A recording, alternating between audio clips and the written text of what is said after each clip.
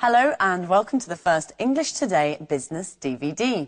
In our new story, On the Job, you'll meet two young career girls, and with them you'll learn about company life and the language you use in the workplace.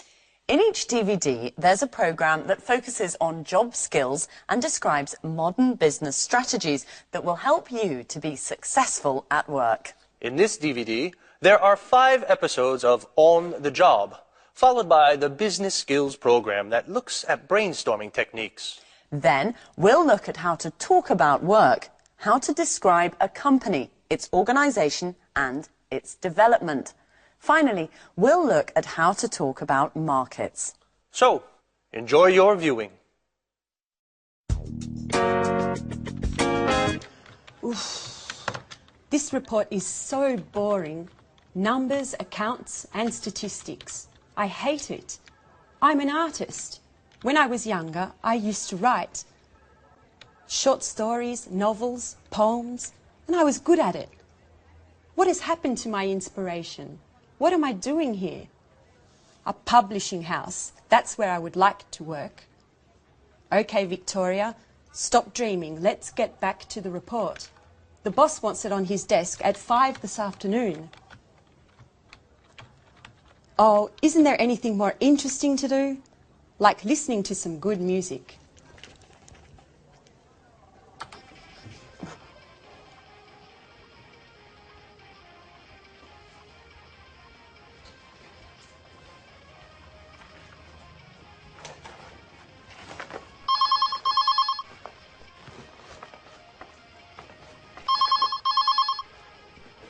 Telephone. Oh, the phone. Hello, this is Victoria Lee. Oh, Lucy, what can I do for you? No, I'm not busy. Well, actually, I am very busy. I have to write a boring report for the boss. Anyway, what is it? Is there a problem? What? Mr. Lewis wants to speak with me. Really? Yes, of course. Put him through. Good morning, Mr. Lewis. It's a pleasure to hear from you. How are you? I'm fine, sir. What can I do for you? Yes, I know the product. It's very interesting, innovative, and the marketing department thinks it has a lot of potential for the international market. What? Me? Really? Thank you, sir. Yes, immediately. Yes, Victoria. Today is your lucky day. Bye-bye, boring report.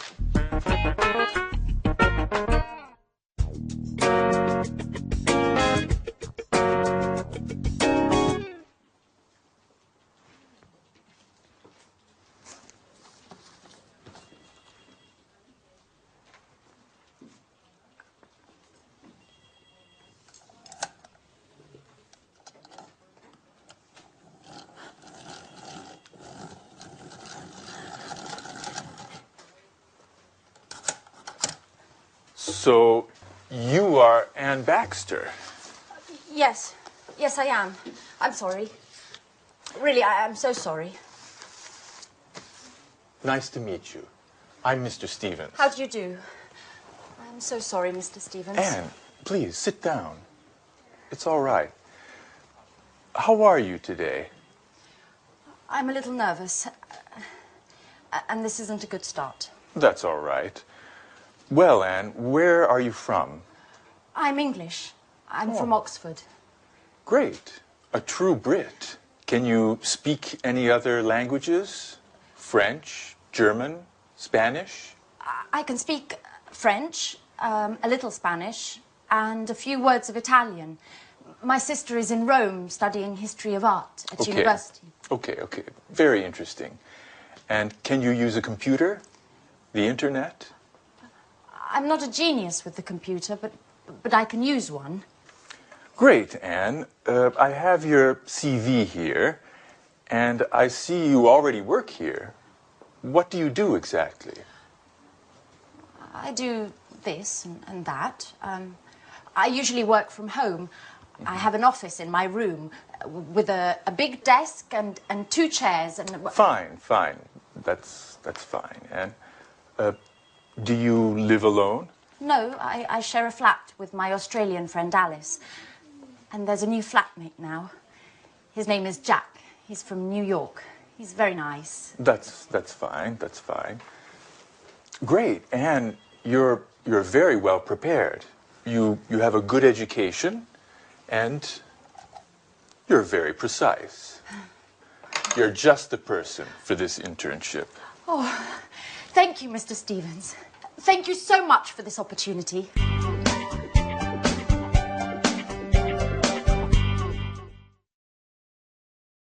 Good. Now, let's see if you know the names of jobs and professions.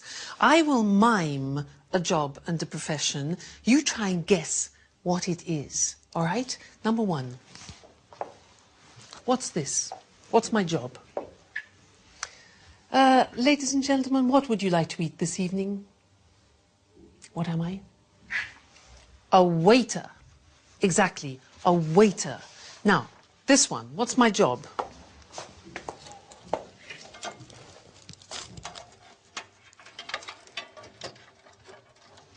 Difficult job. I'm a computer technician. A computer technician. Okay, next one. This one.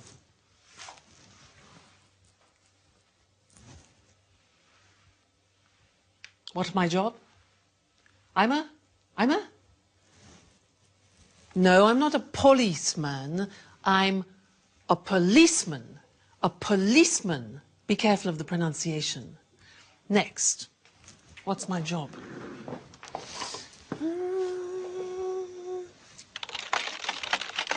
Hello? Hello? Yes, yes, yes. Thank you. What's my job? I'm a difficult one. Secretary. Listen to the pronunciation. I'm a secretary. Next one. Let's see. Here. This one here.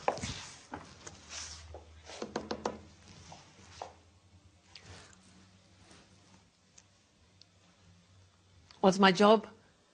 I'm a conductor. I'm a conductor. All right, and this one here.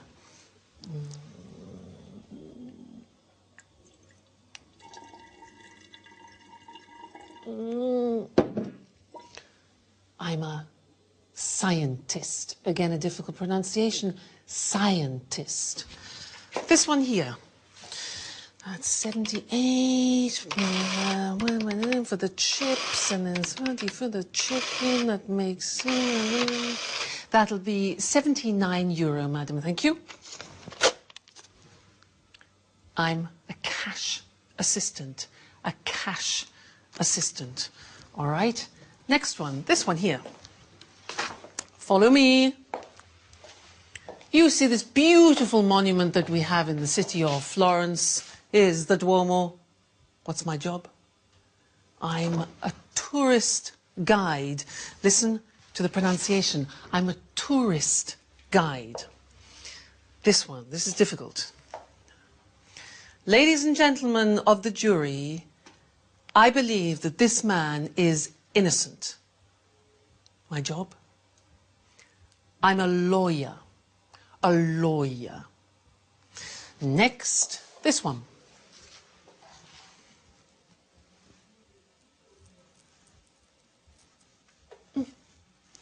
I'm a painter. A painter. Good. And the last one. What do you think this is?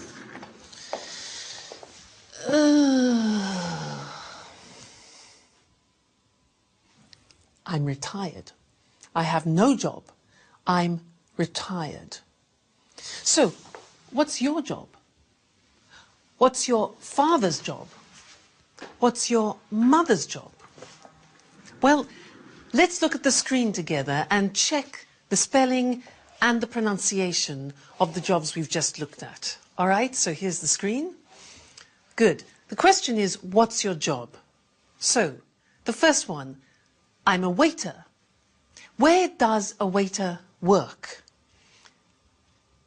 Exactly, in a restaurant. Next one, I'm a computer technician. Where does he work? Exactly. In a company. I'm a policeman. Where does a policeman work? In the police headquarters. Headquarters. All right? Next. I'm a secretary. Pronunciation, secretary. Where do I work? In an office. Okay? I'm a conductor. Where do I work? In the theatre. In the theatre. I'm a scientist. I work in a laboratory. A laboratory. Difficult pronunciation. Next. I'm a cash assistant. I work in a supermarket or in a shop. I'm a tourist guide. I work in a tourist centre. I'm a lawyer. I work in a law court. A law court. I'm a painter. I work in a studio. I'm retired. I don't work. I stay at home. Okay? Now, those are the some different jobs and professions. Now, let's look at some of the questions that you can ask people about their jobs. Let's look at the screen again. You could ask, for example, do you enjoy, do you like your job? Or you could ask, do you have responsibility in your job? Or what about this? Do you have a good salary? Does your salary reflect your job? Or training, education. Do you attend training courses? Another one, this. Do you have promotion prospects? Promotion prospects. Another one, are the working conditions good?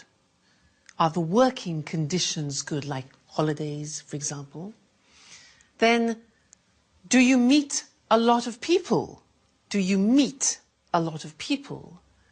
And one more, is your job creative? Is your job creative?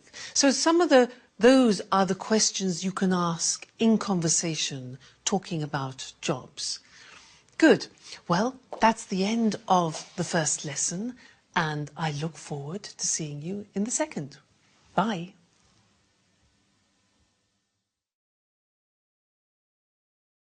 Hello, and welcome to Business Talk, the program dedicated to talking about business skills and techniques. Today's programme is all about brainstorming, a very popular conference technique designed to obtain the maximum number of ideas relating to a specific subject. In a bit, Lucy and I will give a short demonstration so you can see what it is all about. But first of all, what does brainstorming mean? And why is it used? Well, people put their ideas together with the aim of finding a solution to a specific problem. Exactly. It's a group activity. All the members suggest ideas and their contributions then stimulate new ideas. And the first rule is any idea is acceptable. Sometimes it's the most outrageous idea that can help generate a solution to the problem. The ideal number of people for a brainstorming meeting is from 3 to 8. Too many people could get a bit out of hand. Well, even 8 people calling out ideas and making comments could get chaotic. So it's useful to have a facilitator, a person who doesn't contribute but keeps this session on course and records the ideas on a flip chart. And although this is a common technique used in the corporate world, you might be surprised to know that during a brainstorming meeting, all hierarchy and roles disappear. The philosophy behind this strategy is to create a real sense of democracy within the group, so that everyone feels their opinions are valued. Now, there are certain principles to follow so that brainstorming works well. But before we look at these, let's do a little brainstorming so you actually see how it works. Okay, now there are only 2 of us, and there should really be 3 or more people in a brainstorming meeting, but this is just to give you an idea. So listen carefully to the language we use. Let's imagine the situation. Our company needs to increase its production space. A brainstorming meeting has been organized to gather some ideas. Let's start. How about opening a second factory somewhere? What if we close this factory and open a larger factory out of town? Let's explore the possibility of opening a larger factory for production and keep this space to make the shop bigger. Perhaps we could rent the building next to the factory. Why don't we look into renting part of the building next door? What about sharing a production space with another company? Couldn't we examine the possibility of building a third floor? Let's try to reorganize the space we have. What if we organise 4 shifts a day instead of 3? We could relocate our administrative staff and keep production here. How about keeping the production here and renting some office space for the administrative staff? Would we be able to reorganize the shop floor space? Why don't we try moving all the production to China? We could move part of the production to China. What about closing part of the production line? Couldn't we rethink the production line? How about keeping the production of smaller items here and moving the production of larger items to China? Okay, we're going to stop here because we're running out of time, but this process could go on for much longer until enough ideas have been collected. At this point, a short list is made of the best ideas so that they can be carefully evaluated by considering how each one would work in practice. So the aim is to conclude the brainstorming session with 1 or 2 good ideas that can be put into action and hopefully solve the problem. Did you notice how we didn't stop to judge or analyze the ideas as they came up? Well, that's because if each idea were to be discussed during the actual brainstorming, the ball would never get rolling and too much time would be wasted.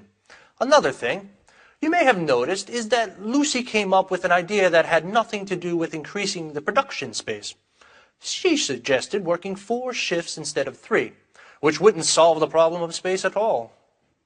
Yes, remember, all ideas are accepted during the brainstorming process because although an idea may seem silly, it might instigate other ideas that could instead give rise to a solution. Yes, actually, you suggested something interesting after the apparently irrelevant idea I had.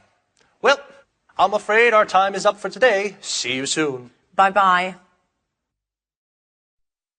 Now, as we said in the programme, the language you use to put forward your ideas during a brainstorming session is really important. So, what kind of language should you use for brainstorming? Clear, well-structured sentences, for example, are essential for this technique to be effective. And don't use any imperatives or rhetorical language.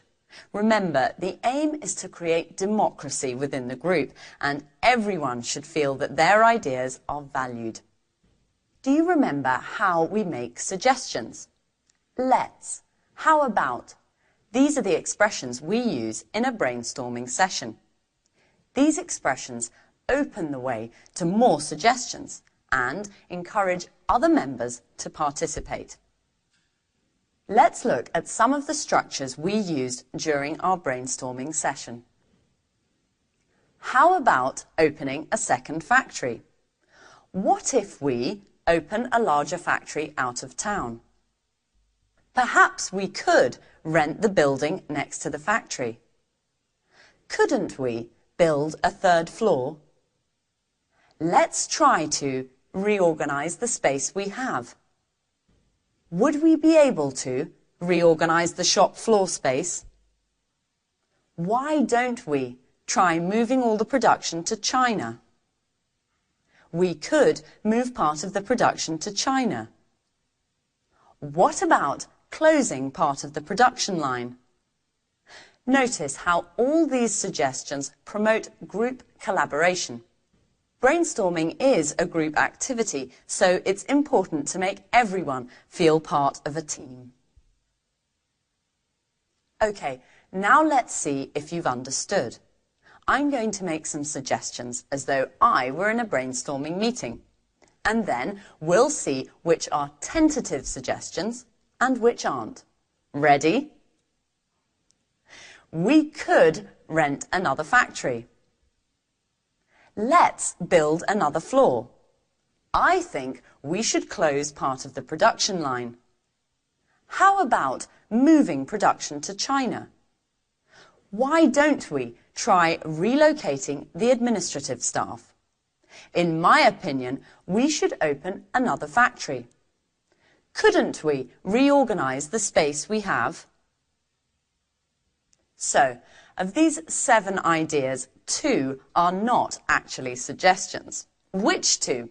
Yes, the 2 that started with I think and in my opinion.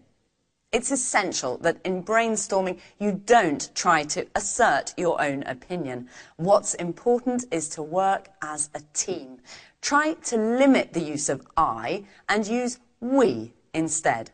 It's not easy when English isn't your first language, and you probably need to practice a couple of times for it to come naturally.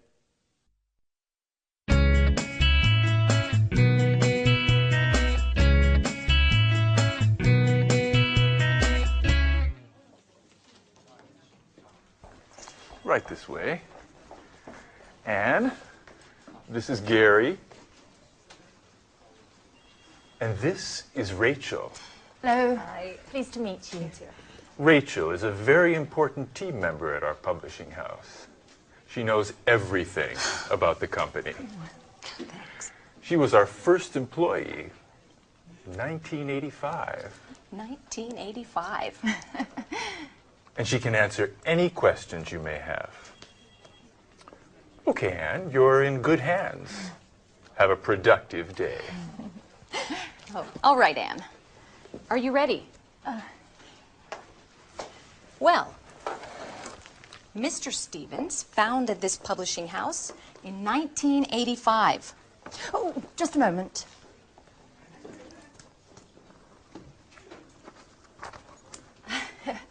Okay. I'm ready now. Our first product was a children's book. It was very successful and sold more than 3 million copies. We had 20 different translations. Over time, the company changed and diversified, and we have now fiction, cookbooks, and tourist guides. Cookbooks and... I'm sorry, I didn't catch that. Tourist guides. We also have an encyclopedia of history and one of art history. Sometimes we publish economic texts, and our catalog with over 10,000 titles makes us one of the most important publishers in the country. 10,000. We also employ more than 150 people. Is everything clear? Yes, I think so. Okay, as you know, this is Gary. He works in the advertising office, where he develops new client contacts and keeps in touch with our authors. Pleasure to meet you, Anne. It's so nice to have such lovely colleagues in this company. Fine, Anne. Okay, let's move from theory to action. Okay. This is your desk. Here's your computer. Mm-hmm. You know how to use one, don't you? Yes. As I told Mr. Stevens, I'm not... Okay. No need to waste time. Okay. Over there is the fax and the photocopier. Okay. There's a coffee machine in the hall over there. Mm-hmm. But please, few breaks and keep them short. Do you understand? Yes. Excellent, Anne. Get to it.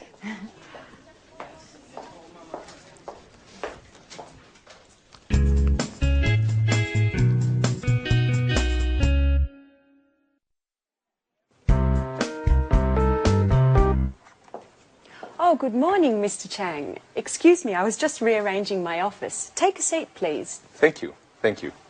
It looks very nice here. Thank you. Well, before we begin to talk about our new product, I would like to give you some information about our company. Speedmaster Spectre is a multinational company which specialises in well-designed, high-tech sporting goods. Founded in Los Angeles in 1995, we now have 15 branches worldwide. That's very interesting, Mrs. Lee. How much is your company's revenue? Over the past few years, Speedmaster Spector's revenue has grown impressively. Today we have a turnover of more than 60 million euros of revenue. Our revenues abroad amount to more than 50% of that total. Very impressive. And what are your target markets? We have product lines for men, women and children with gear covering head to toe. Our brand is synonymous with reliability. Speedmaster Spector is trusted around the world and we are considered one of the leaders in our sector. Great.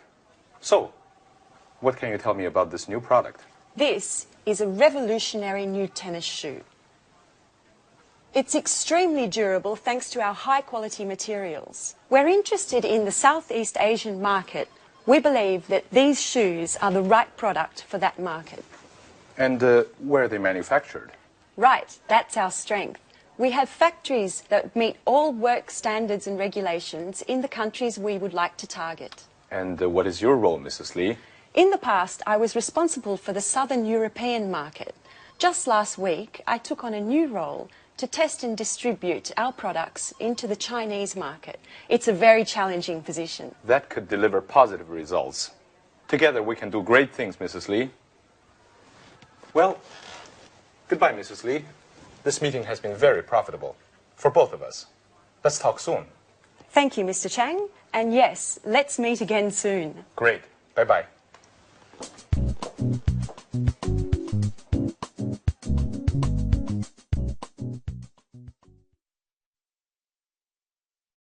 Now, we just saw Victoria doing a presentation of her company, Spector, and I would like to look at the questions that we usually ask about companies. Let's look at those together on the screen. So, the first question we usually ask is about the type of company. We say, what type of company is it? For example, a multinational, a private, a public, a family company. Another question we often ask is about the main or the principal activity. So the question would be, what does the company do, or what is its main activity? For example, manufacturing or engineering or production. Another question is about the employees. Look at the pronunciation of that. Employees, that's the name for the people that work in a company. So the question could be, how many employees are there?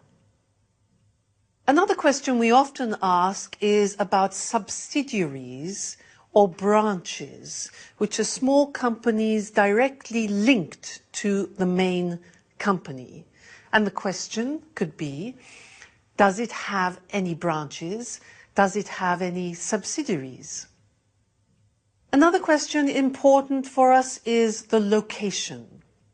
Where is the company located, or where is the company situated? And then we need to know about the products, the number of products, for example. So we could say, how many products does the company have, or does it have a large product range? And then the last thing, which is very important, is the money. And when we talk about the sales, the profit, etc., we talk about turnover or revenue. And the question is, what is the annual turnover or revenue of the company? Okay, so those are typical questions. Now, let's look at some answers.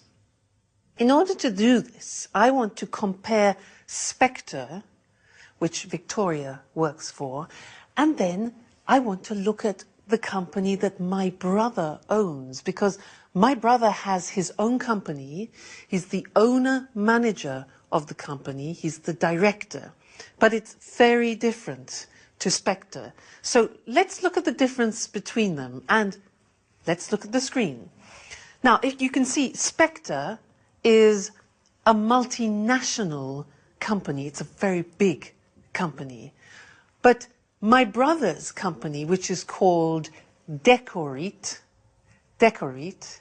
is a small family company. Now, Spectre specializes in sports goods, especially these high-tech shoes. But my brother's company, Decorate, produces kitchenware, objects like this. Kitchenware, things for the kitchen.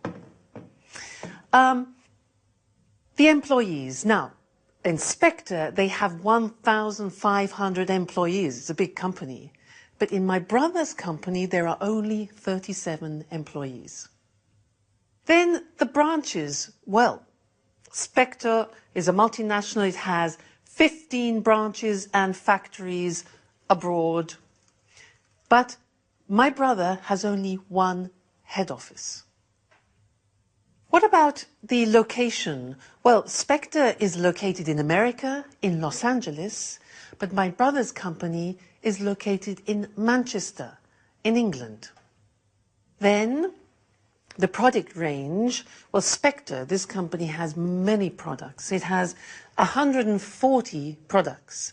But my brother's company only has 20 so far. Then, let's think of the turnover. Well, Spectre has a turnover of 60 million euro. My brother has a turnover at the moment of 750,000. But that's not bad. So that's the language that we use when we're talking about companies in general. So next time, in the third lesson, we'll talk about something new. And I'll see you then. Bye.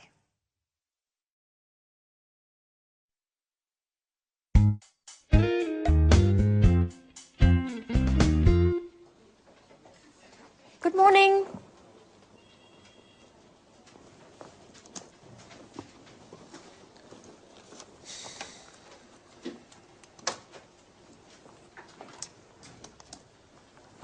So, are you ready? Yes, quite ready. Okay, then let's begin.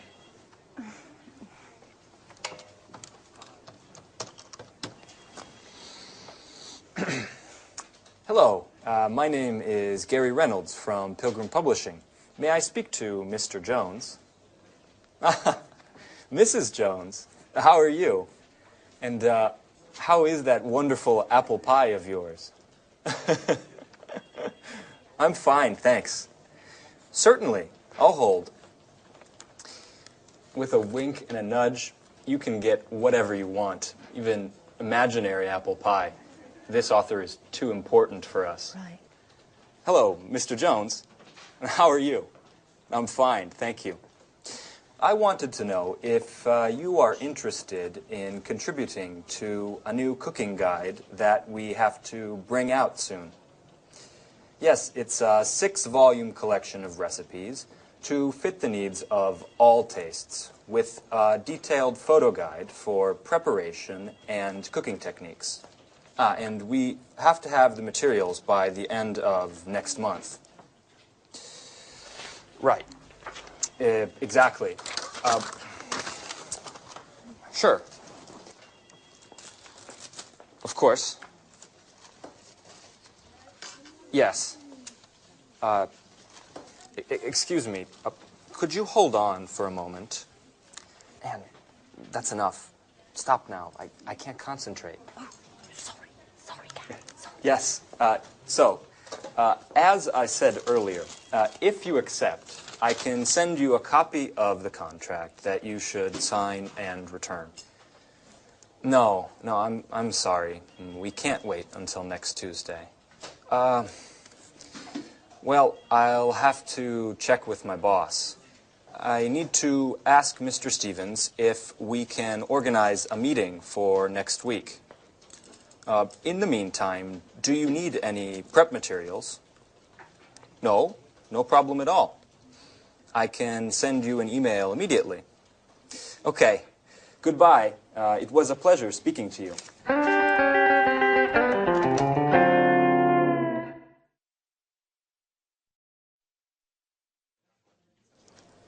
Do you always have to take notes?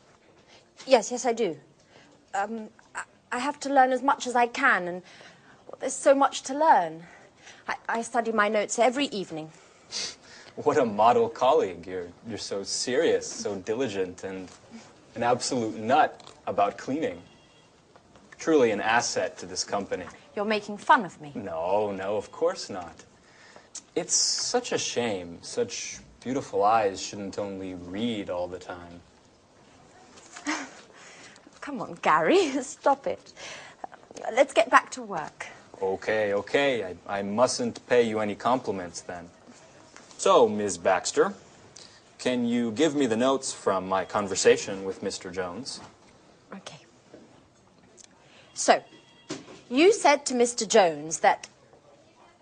Oh, I have to start from the beginning, right? Anne, calm down. It's not an exam. I know what we should do. You should try a telephone call. Me? Oh, no. No, I'm not ready yet. Sure you are. It's not that difficult. Okay. Here, Who do we have to call next? try to call Mr. Clifford. All right.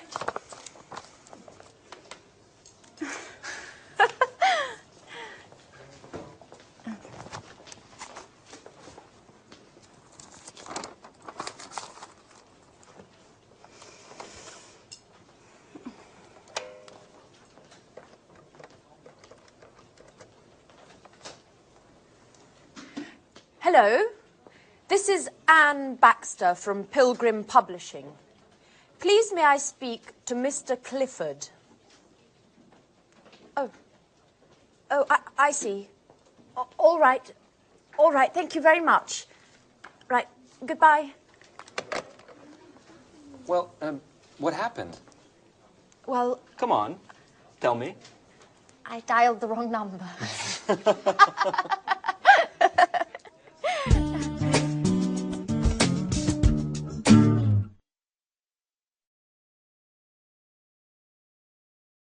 Good. Now, let's look at company organization. As I said before, companies are usually divided into departments. So let's look at some different departments in a large organization. For example, you can have human resources. Now, human resources is usually personnel, it's training. Training is like education, and it's wages and salaries. Human resources. Another department is finance. Now, in finance, you usually have the areas of purchasing, which is buying things, also customer accounts and other financial services. The next department is production. Now, in this particular department, you have producing the goods, you check the quality, you do the packaging, and you distribute the goods to customers. That's production. And the last one we're going to look at is marketing. And in marketing, you advertise the product and you organize sales. So, here they are: human resources, finance, production, and marketing. Now it's your turn. I am going to describe some activities in these departments, and you must decide which of the department the activity is in, okay? I'll give you an example. For example, which department recruits staff? Recruits, that's a difficult verb, takes on staff. Which one? Human resources, finance, production, marketing. Exactly, human resources. Now, you go. Which department creates an image? Creates an image.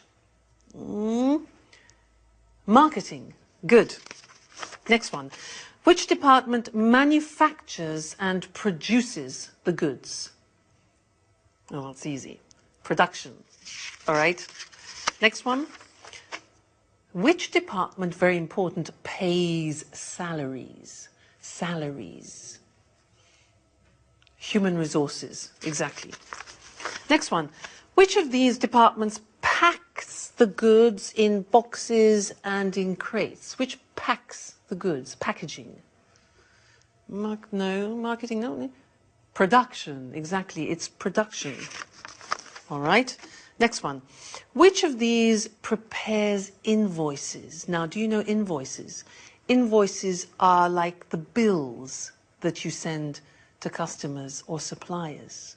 Which one? That's a job for finance, exactly. Next one. Which department checks the quality of the goods? The quality? Marketing? No. Production, that's it. Good. Next one. Who trains the staff? Who teaches the staff? Who organizes courses? Yeah, human resources, all right? Now, who dispatches the products? Dispatches, that sends the products. Which one? It is production, actually. It's production. This is easy. Which one designs an advertising campaign? An advertising campaign, obvious. Marketing. Okay. Who does the budget, taxes, and investment? Clear, yeah? That's finance. Finance department, taxes. Now, who purchases? That's a difficult verb. Who purchases? That means buys. Who purchases supplies? Who purchases things for the company? Which one do you think? Marketing, production, human resources? Well, actually, it's finance. Finance. They purchase. And the last one, who plans the method of sales, the method of selling it to the public? Human resources, finance, production, marketing? Marketing. Fantastic. So good. So there you have an idea of 4 of the most important departments that you find in large organizations. Well, that's all for now, and I look forward to seeing you in the next DVD for some more business English. So goodbye for now.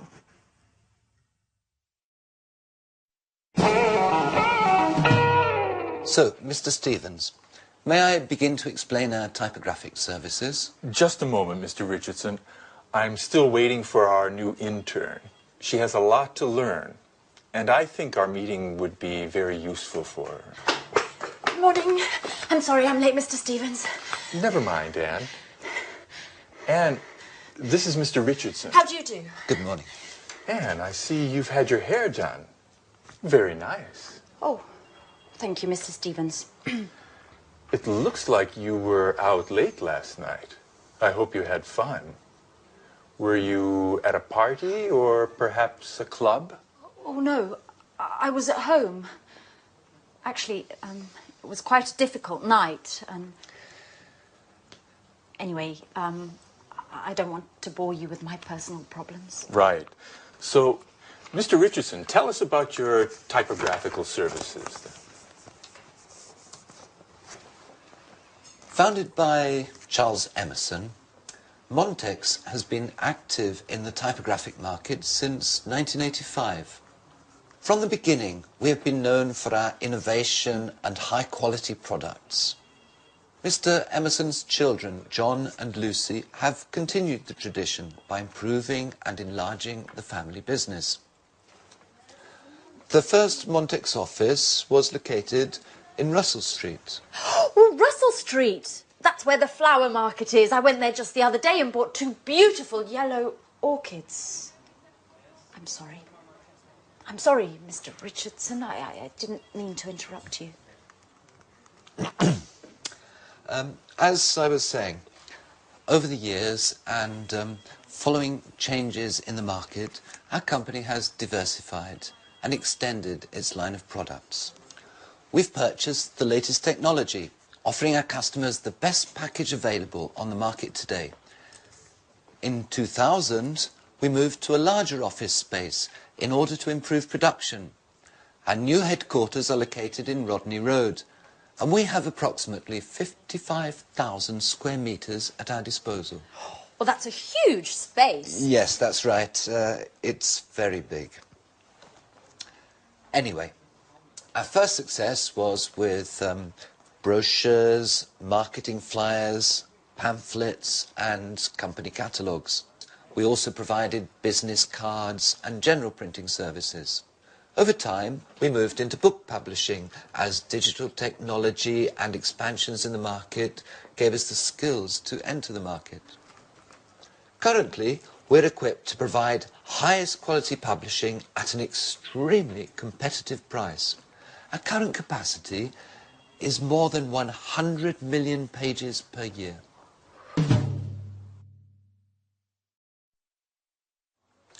So, Anne, have you understood everything? Would you like to sum up what Mr. Richardson has said? Me? Yes. Could you? Oh, all right. I'll try. Established in 1985 by Charles Emerson, Montex has successfully grown and adapted to changing client needs. In 2000, the company transferred to Rodney Road, where, thanks to cutting-edge equipment capable of high volume, it has optimized its production and extended its offerings, specializing in the publishing sector. Currently, it provides top-quality printing at extremely attractive pricing. Well done, Anne. You have a great ability to summarize. You know, Mr. Richardson, we aren't very pleased with our current typographers. They don't meet deadlines. Professionalism, efficiency and punctuality are the keys to our success. Do you know that in just a few years the number of Montex clients has grown by 100%? And what sort of printing do you principally use? Digital printing and offset printing in the case of high density needs. What? Offset printing? Young lady, you work for a publishing house and you don't know what offset printing is? No, sir. I'm afraid I don't. Is it important? Anne, offset printing is the classic way in which a graphic project done on a computer is converted to the final printed page. I get it. I get it. Well, it is important. It's extremely important. What an idiot I must seem. I basically told you I have no technological know-how. You know, Mr. Stevens, I am studying the editor's manual that you gave me, but I haven't got to the letter O yet.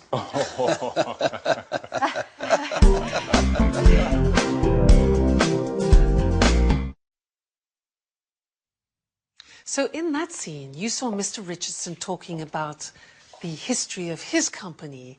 Now, to help you understand the language, I would like to talk to you about my brother, because he has a company of his own, which he opened in 1993. And it's really interesting, because one day when he was in a cafe with a friend of his, he had an idea.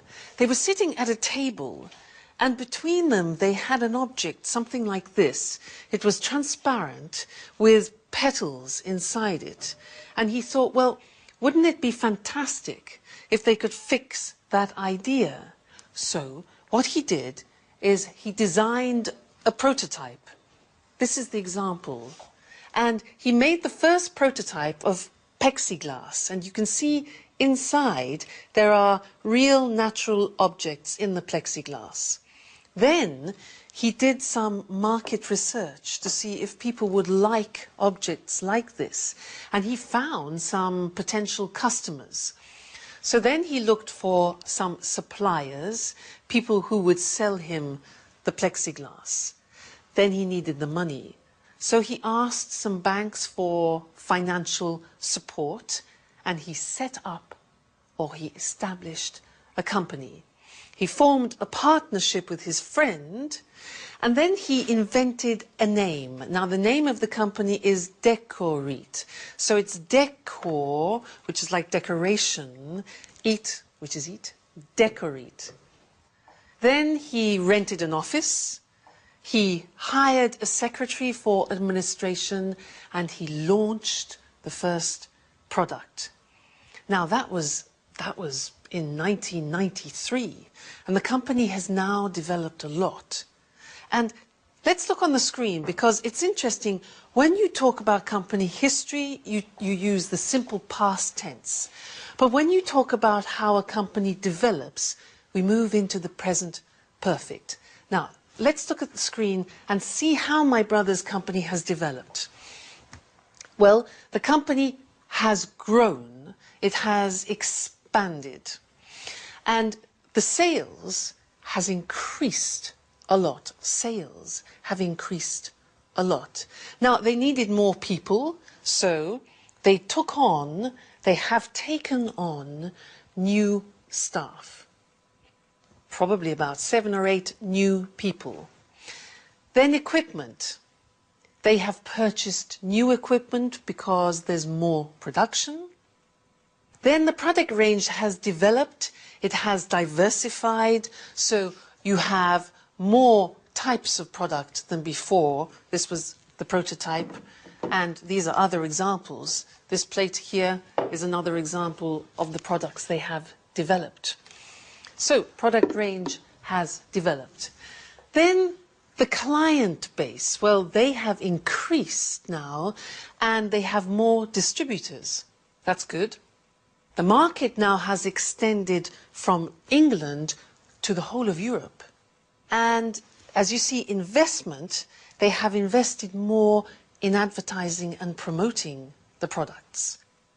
Then they've moved to bigger offices, the premises are much larger, and they have opened a subsidiary in France. So the company is doing really well.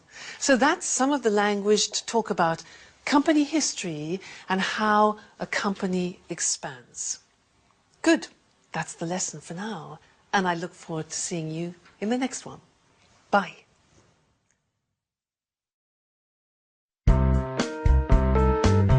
We're meeting here today to show Mr. Chang our new Smarty tennis shoes. These innovative shoes are made of high-quality materials and are perfect for the Southeast Asian market, which, as we all know, is expanding rapidly. We're especially interested in the Chinese market, which is growing at a pace much faster than the rest of the world. Excuse me for a moment. Henry? Hi. I'm sorry, but I'm in a meeting right now. Let's talk later, okay? All right, tell me, but hurry up. No, Henry, I never told John he could watch TV all day. He must have misunderstood. All I said was that he can watch all the TV he wants, but only after doing his homework. This really isn't the right moment, Henry. I'm sorry. Can we continue this conversation later on this evening? Pardon the interruption. Now, as I was saying... Excuse me, Victoria, but do you think this is the right product for the Chinese market? I think that before we export smart in the Southeast Asian market, we need to take a close look at the local competition and the market's tastes in the sector. Excellent observation, Paul. We've actually already done market research, and as Mr. Chang can confirm, demand for sporting goods in China has grown by 50% over the past 10 years. Far Eastern consumers are increasingly interested in the latest fashion. They have become the most demanding consumers of fashion and quality in the world. Isn't that right, Mr. Chang? Oh, yes. Your fashions have reached our shores. Fashion is law, especially for young consumers. In fact, purchases are driven more by trends than by the actual products. And what about the competition, Victoria? It's a well-known fact that labor costs are lower in China, and the shoes produced in China are much more cost competitive than in Europe. Right again, Paul. However, our shoes are manufactured with high quality materials that target an upper level segment of the market. This market segment is quite happy to spend more on products that are well equipped, last longer and are of a higher quality. Do you have any data on how Smarty sales are going in Europe and in the States? Yes. Our marketing department sent me the latest report just this morning, and I'm happy to say it's very encouraging. Smarty has become one of our most successful products of the last few years. Demand is growing exponentially, and the satisfaction level of these shoes is much higher than that of similar shoes produced by other companies. In fact, Smarty shoes are considered one of the most durable, the most functional, and, most importantly, the most popular amongst the youth market. And what about the distribution? It's a very important aspect that we shouldn't underestimate. Yes, Mr. Chang is here to help clarify this issue for us. It is extremely important to have a detailed distribution and promotion plan. We've also got to create a reputable chain of agents to distribute our products over the widest possible area. This, in turn, will help us make importation easier and reduce taxes for entry into the Chinese market. Look, I'm very happy to provide you with any information you may need, as well as contacts inside the Ministry of Industry and the Chamber of Commerce. But, of course, success depends on your goals, your strategy, and the type of financing plan you're willing to provide. And besides that... Oh, excuse me yet again. John, what do you want? I told Dad I'm in an important meeting. No, John, I didn't say that. First do your homework, and then you can watch TV, okay? And listen to me. I don't care if your friends aren't studying today just because it's a holiday tomorrow. Do you understand? Tomorrow we're going to see your grandparents, so you have to study today. That's enough of this story, John. No, that's not true. I'm a good mother, and I love you. But it doesn't mean I don't have the right to tell you what to do. Listen, I don't want to talk about this anymore. Goodbye. Pardon me, just a little domestic problem. Well, yes, Mrs. Lee. We all know that kids cause more problems than work. Ah, you're right, Mr. Chang. Kids, anyone who understands them is a genius.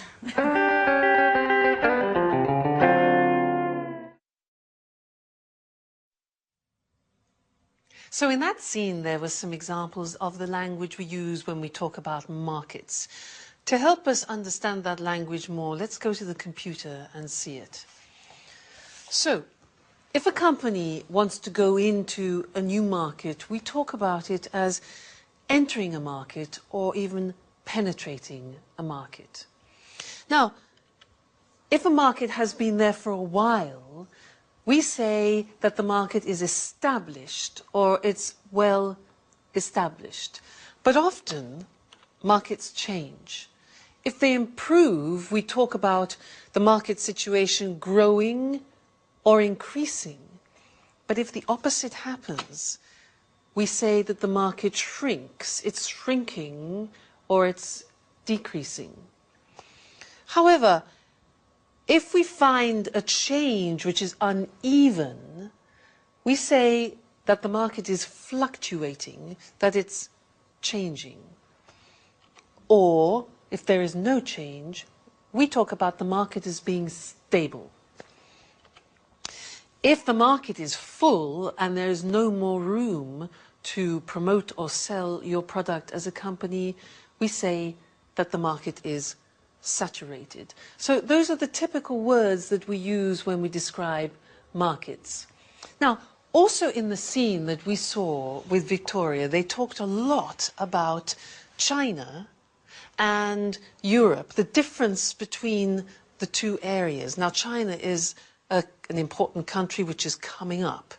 And what I'd like to do now is to revise the comparatives and superlatives, in particular the comparatives, and look at the difference between those two markets, Europe and China. Let's look at the screen to help us. Here. Now, if we think about market growth, in general, market growth in China at the moment is faster. In Europe, it's slower. Labor costs. Labor costs, what's that? That is the cost of people working. Well, in China, as we know, the labor costs are definitely lower. In Europe, they're higher. What about market demand? Well, at the moment, the demand for new products and services in China is much greater than in Europe. In Europe, it's less. Production costs, another thing, well, it's cheaper to produce in China also because labor costs are lower. In Europe, it's more expensive. So many companies are moving to China for that reason. How about production time? Well, usually it's much shorter. It takes less time to produce in China than it does in Europe, where it's longer. But what about high tech? Well, usually high tech in China is less advanced than it is in Europe. Europe is still more advanced. That might change, though. And then design. Well, I would say that in China the situation is more traditional, whereas in Europe we are still more innovative. We're more innovative. So that's an example of how you can compare different world markets. Great. Well, thank you, and I'll see you in the next lesson for something new. Bye.